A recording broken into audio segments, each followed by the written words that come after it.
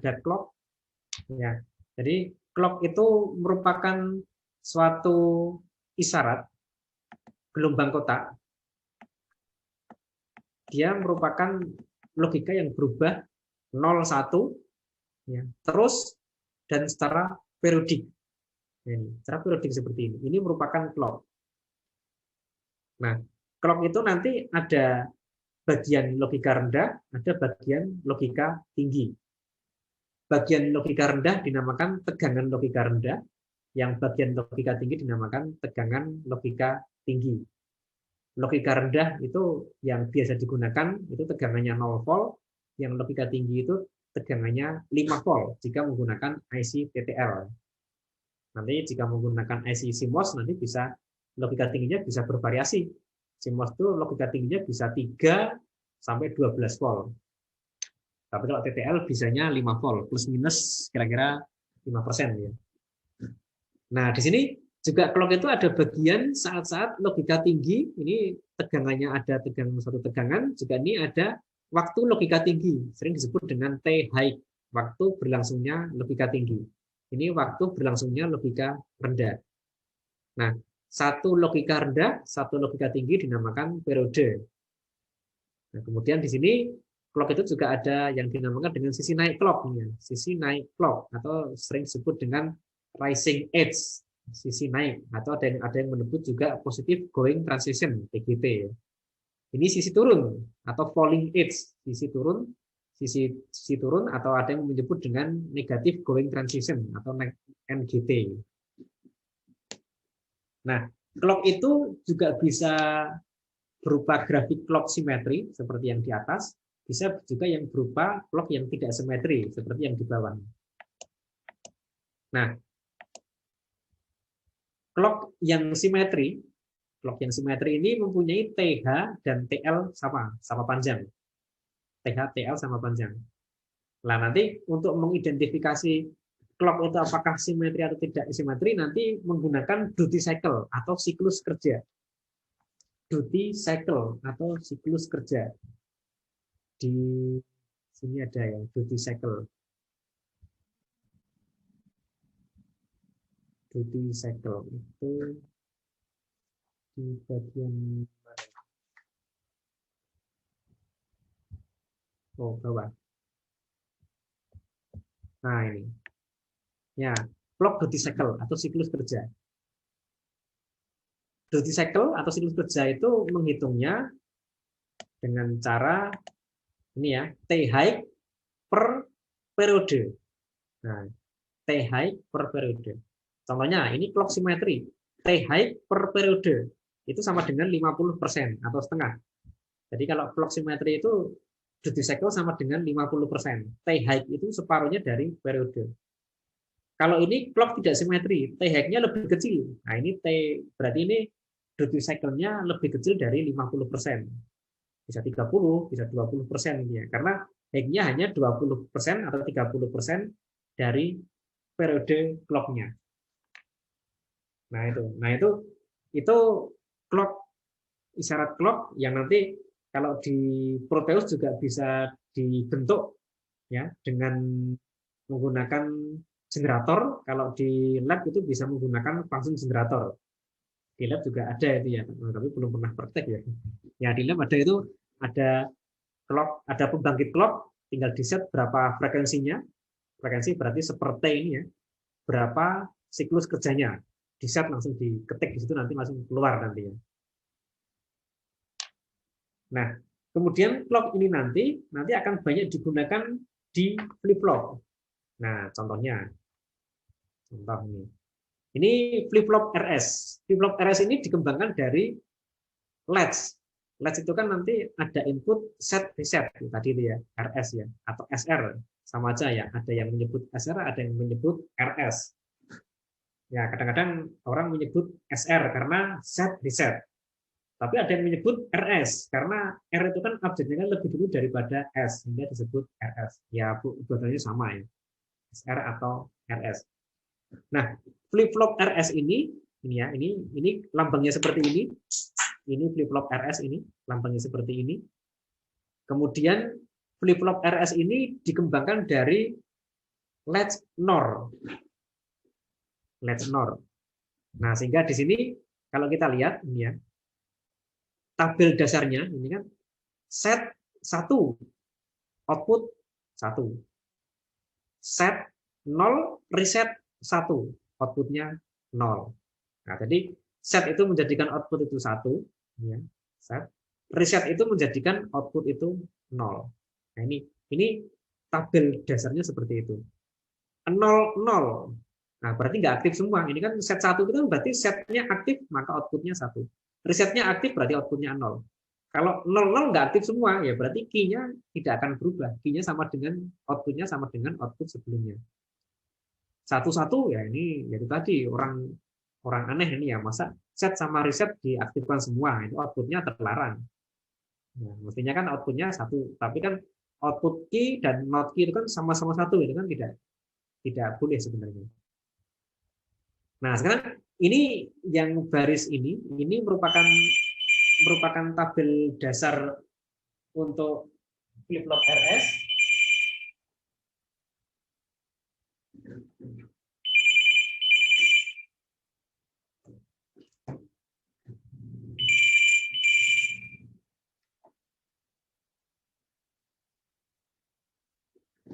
Nah, ini tabel dasar untuk flip-flop RS ini ya.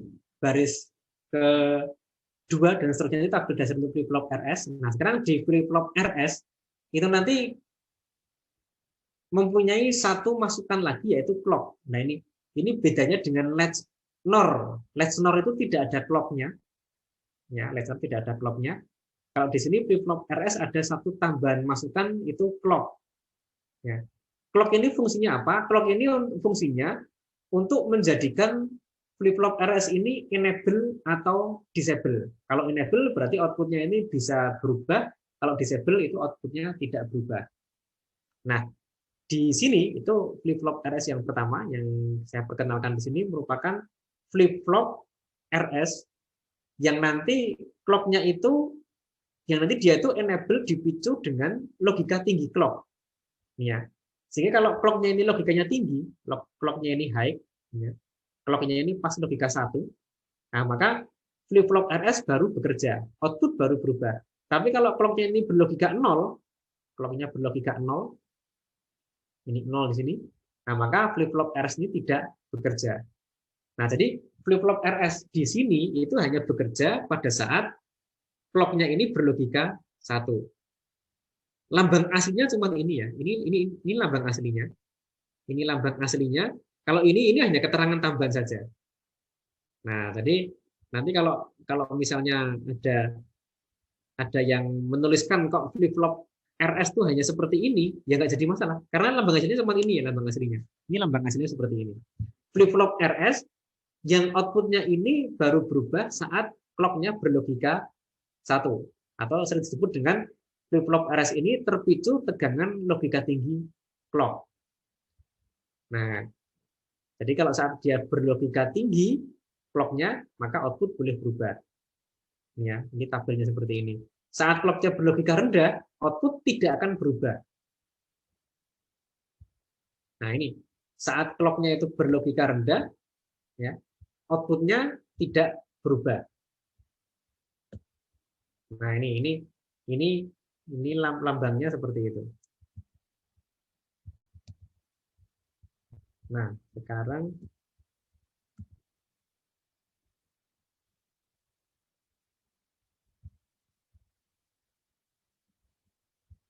ya. Nah, sekarang di itu ya di bawahnya gambar 5.9 itu ada contoh grafiknya.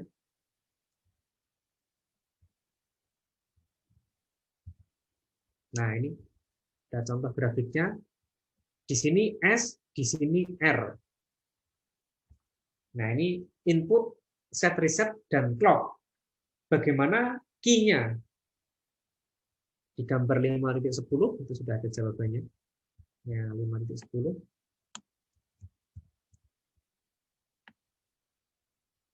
Nah, ini flip-flop RS itu kan merupakan flip-flop yang sangat sederhana. Pada intinya key itu kan mengikuti set. Begitu di set maka key-nya 1. Begitu di reset maka key-nya 0 kan gitu. Nah, ini clock-nya berlogika tinggi atau 1. Nah, maka ini ada clock-nya berlogika rendah. Nah, flip-flop RS itu nanti output-nya akan mengikuti input pada saat clock-nya itu berlogika 1. Contoh ini ya. Set ini dari 0 jadikan 1, berarti setnya aktif. Langsung key-nya itu aktif. Langsung key-nya 1. Nah, itu. Di sini, ini set dinonaktifkan gantian reset yang aktif. Berarti ini di reset. Di reset. Tetapi di sini ternyata clock-nya berlogika 0. Nah, berarti kalau clock-nya berlogika 0, berarti flip-flop RS belum aktif. Output-nya belum akan berubah. Output-nya baru akan berubah kalau clock-nya berlogika 1. Nah, jadi di sini mengecek output itu pada saat clock-nya berlogika 1.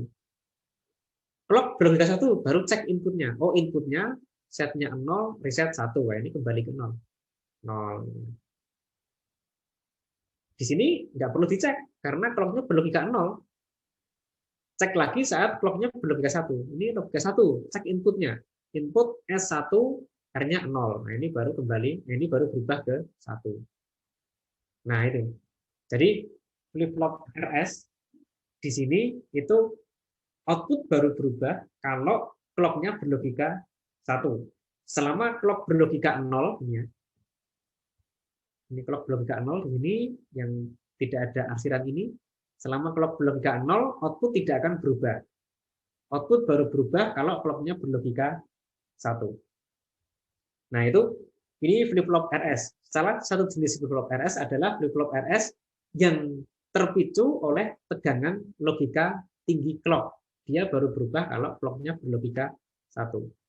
Flip-flop ini mempunyai lambang, nah ini sebagaimana gambar ini ya, gambar 5.8a ini ya.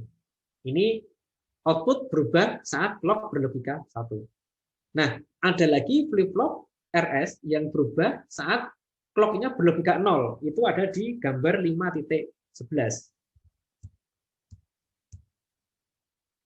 Nah, ini flip-flop RS yang output berubah saat clock berlogika 0. Ini saat logika 0 ini diberi ada keterangan tambahan di sini. Ini gambar clock seperti ini. Nah, ini saat ini berlogika 0, output baru berubah. Clock-nya 0, output baru berubah. Berubahnya mengikuti aturan flip-flop RS ya. Set ya, di set maka outputnya 1. Di reset maka outputnya 0. Set reset tidak aktif, ya output nggak berubah. Nah, itu semua kalau terjadi pada saat clock-nya berlogika 0, maka output berubah. Pada saat output berlogika 1, output tidak berubah. Nah, itu dua macam flip-flop RS itu seperti itu. Oke? Ada yang tanya? Ya, oke. Nah, itu flip-flop RS. Ada dua macam.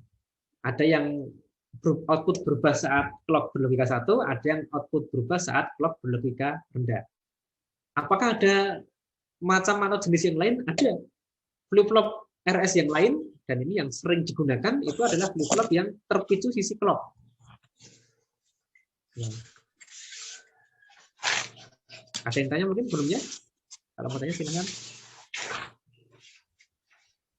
Nah, ini flip-flop terpicu sisi clock. Wah, ini terpicu sisi clock. Bagaimana ini berarti? Ya, ini aturan dasarnya sama. Saat di set, dia berlogika 1, saat reset aktif berlogika 0. Set reset tidak aktif, logika tidak berubah. Tetapi ini ya, output itu baru berubah saat ada sisi naik clock. Ini tandanya seperti ini. Ada sisi naik clock. Berarti di sini itu aktif. Berarti ini singkat sekali aktifnya. Saat-saat diaktif itu hanya singkat. Saat sisi naik clock. Coba kita lihat di sini. Contohnya di itu ya, contoh 55 itu ya. Nah, ini. Ya. Ini sebagai perbandingan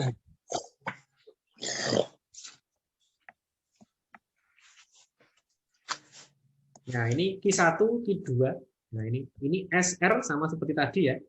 Ini Q1 itu flip flop RS yang terpicu tegangan tinggi, clock, atau tegangan logika tinggi clock. Berarti dia saat logika tinggi dia output berubah. Nah, ini ya, tadi yang sudah kita bahas tadi.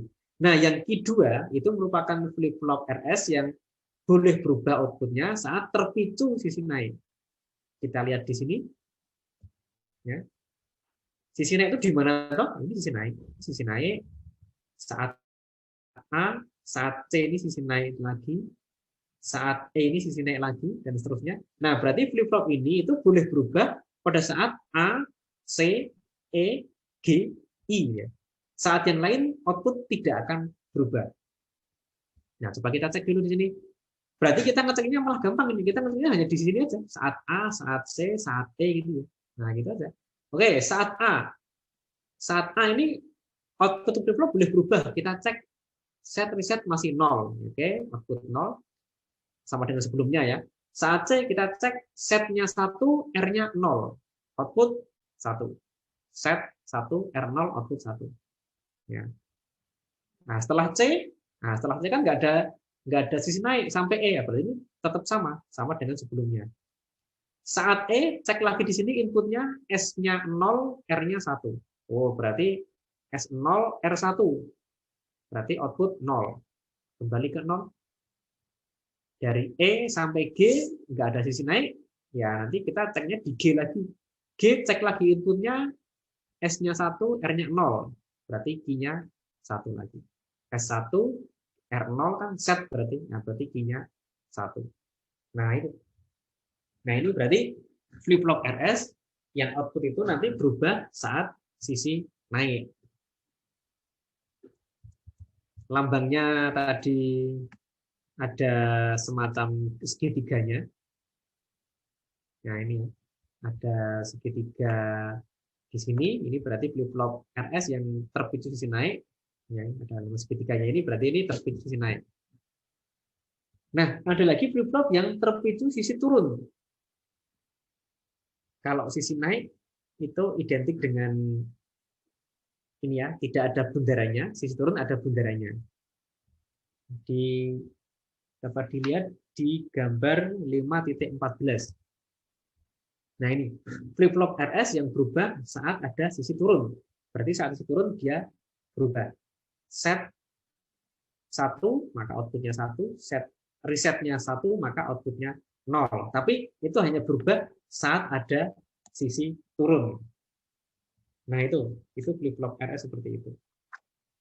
Nah, jadi kalau kita lihat ternyata flip flop ini nanti lebih banyak outputnya itu tidak berubah. Ini ya, ini kan dia hanya boleh berubah saat A, C, E, G, I gitu ya. Saat-saat di sini antara A dengan C output tidak akan berubah. Nah, ini ya. Flip flop yang terpicu sisi naik itu seperti itu cirinya. Jadi dia itu akan lebih banyak outputnya itu tidak berubah. Output sama dengan output sebelumnya. Nah, itu karakter flip flop sebagai alat untuk menyimpan data itu seperti itu. Nah, satu flip flop itu bisa menyimpan 1 bit data.